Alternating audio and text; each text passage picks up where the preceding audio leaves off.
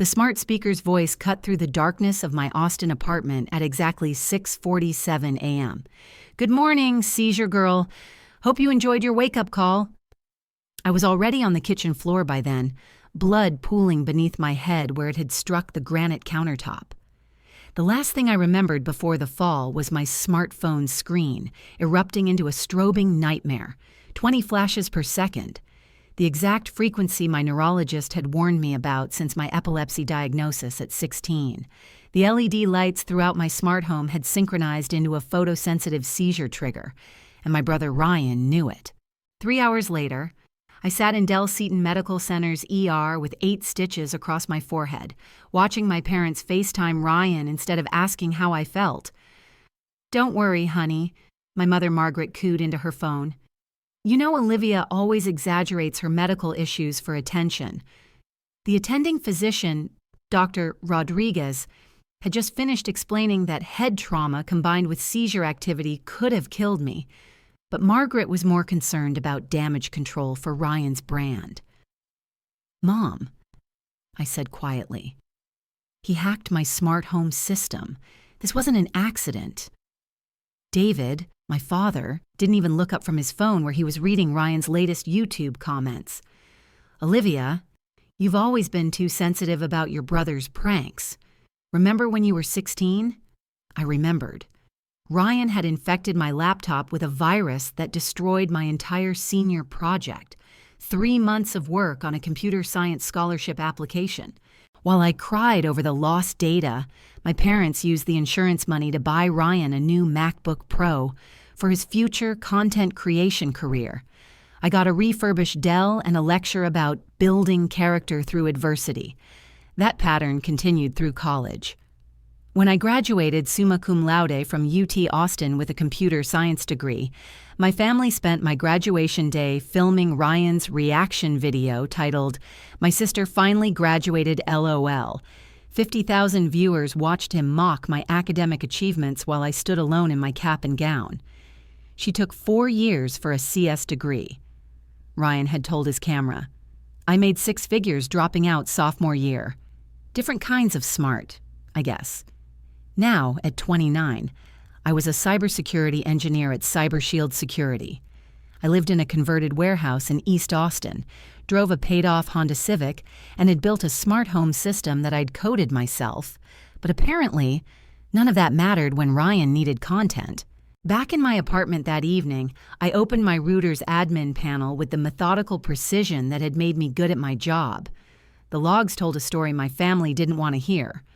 Unauthorized device access, 47 sessions over the past 2 months, all from a Dallas IP address, Ryan's location. The most recent login occurred at 3:22 a.m., just hours before my accident. Someone had spent weeks learning my smart home's architecture, mapping every connected device, studying my routines. My phone buzzed with the Harper Family Quake group chat. Ryan. Heard Sissy had a little tumble. Maybe stick to analog clocks. Margaret. Boys will be boys. At least you're okay, David. Saw Ryan's new sponsor deal with tech gear. So proud. I screenshot the conversation, noting the timestamp. Ryan had posted about my accident at 6:52 a.m., 5 minutes after it happened, before anyone had called to tell him. He'd been watching. 47 times, I thought. Scrolling through the access logs. He'd been practicing. The next morning brought a notification that made my blood freeze. Pranking my sister's epilepsy. Gone wrong.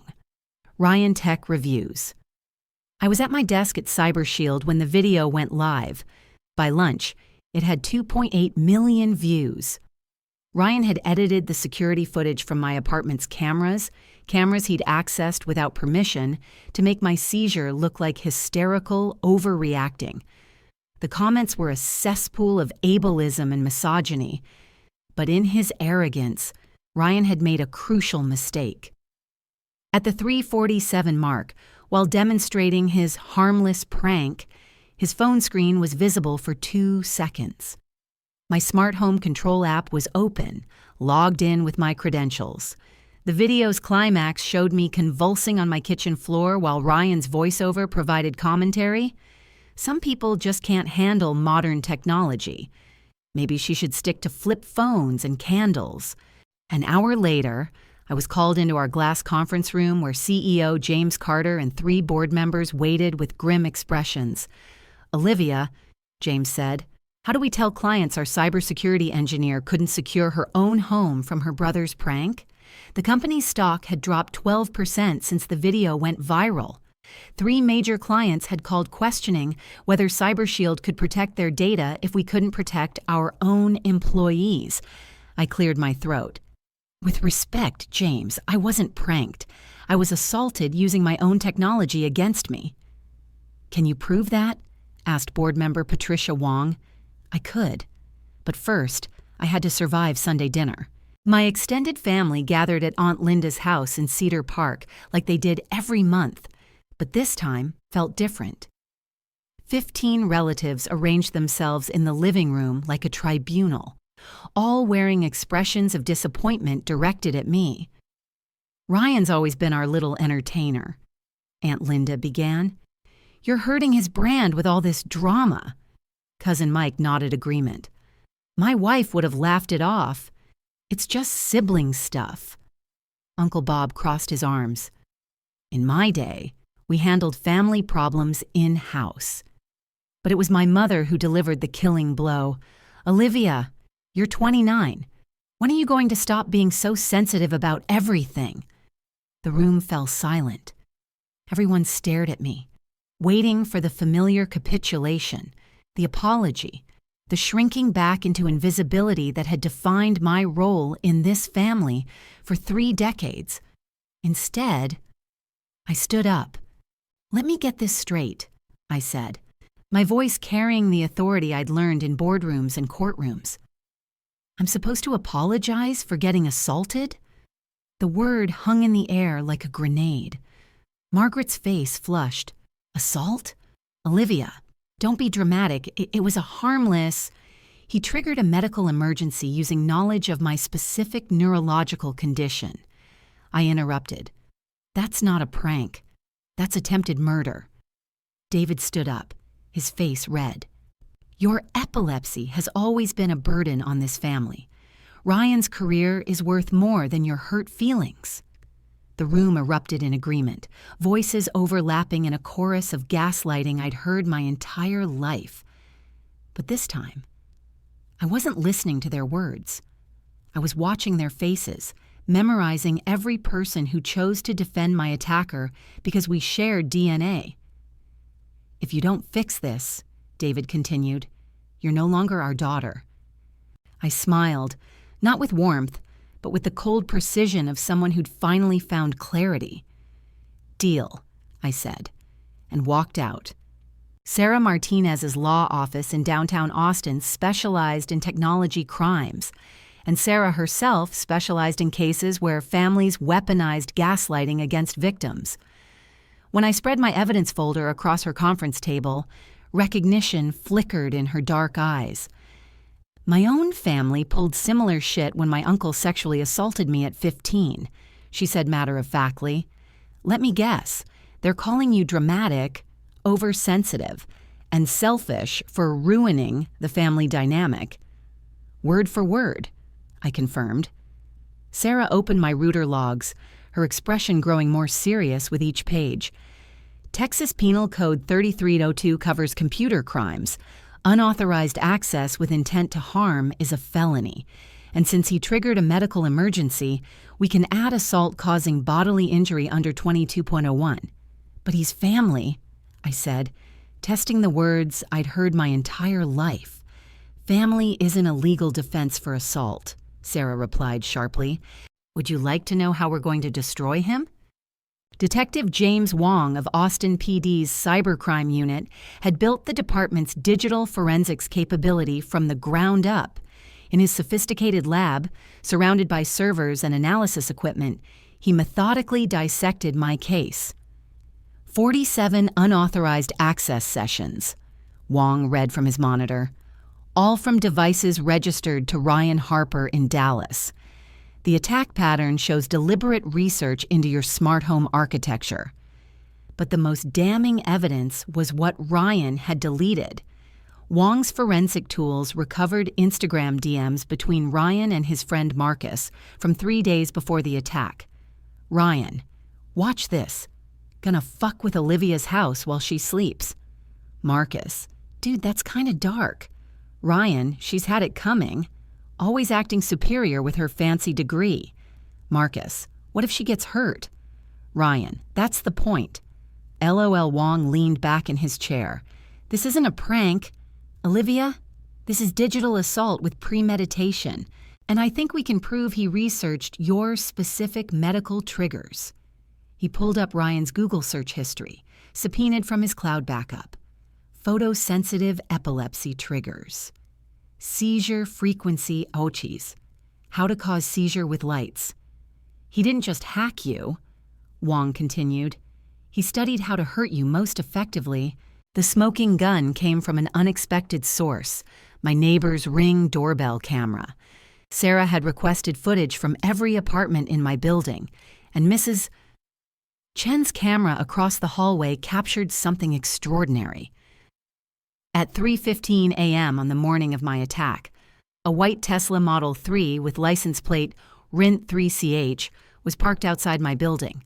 The timestamp matched my router logs exactly. Ryan had driven 3 hours from Dallas to be physically present during his digital assault. But the camera caught more than his arrival. It showed Ryan in his car, testing equipment, a laptop, signal booster, and smartphone, running what appeared to be my smart home app. He'd come prepared with hardware to ensure his attack would succeed.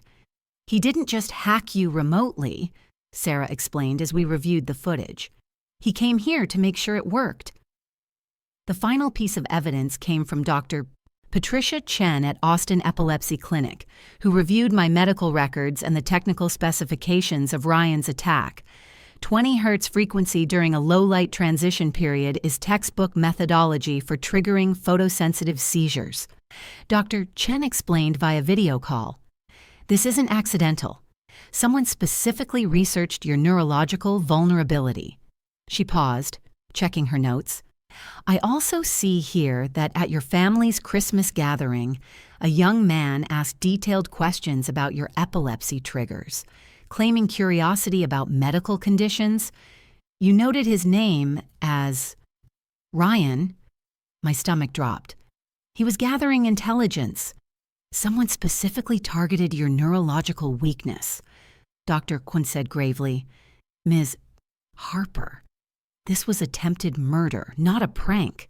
I forced one final family dinner at my parents' house in Round Rock, bringing Sarah as my friend. The Harper family dining room, with its gallery wall of photos featuring Ryan prominently and me peripherally, would serve as the setting for our reckoning. I need to show you all something, I said, connecting my laptop to their smart TV.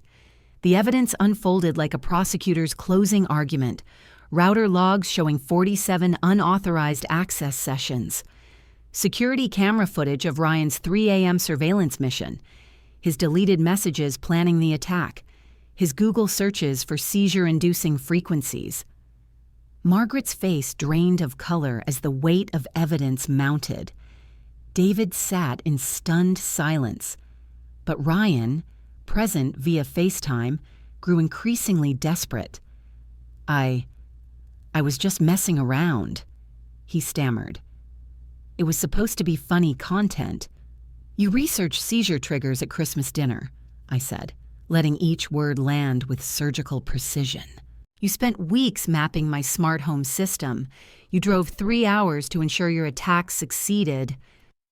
The room was silent except for the sound of Ryan's heavy breathing through the phone speaker. You didn't prank me, Ryan, I continued. You tried to kill me for content. Margaret finally spoke, her voice barely a whisper. Ryan, what did you do? But I wasn't finished. And every single person in this room chose to defend him instead of protecting me. You gaslit me for weeks, called me dramatic and oversensitive, threatened to disown me for seeking justice. I stood up, gathering my evidence. So I'm making it easy for you. I'm disowning you first. 3 months later, Travis County Courthouse buzzed with media attention as Ryan Harper, tech influencer with 85,000 YouTube subscribers, pleaded guilty to avoid trial. The charges? Class A misdemeanor computer crimes, Class A misdemeanor assault causing bodily injury, and civil liability for damages. His sentence, $75,000 restitution, 1 year probation with mandatory mental health treatment, and a permanent restraining order. More importantly, the conviction triggered morality clauses in his sponsorship contracts. Tech Gear, Samsung, and 4 other major brands dropped him immediately. Outside the courthouse, a reporter asked, "How does it feel to see justice served?" "It feels like breathing again," I replied. Local news ran the story with the headline, "Tech influencer arrested for hacking sister's smart home." The case became a watershed moment for smart home security awareness and family cybercrime legislation. 6 months later, I sat in my new office, Harper IoT Security Consulting, reviewing a contract with a Fortune 500 client. My company specialized in smart home security audits, and business was booming. High-profile celebrities and executives, all concerned about digital privacy and family threats, sought my expertise. I'd become a sought-after speaker on the conference circuit.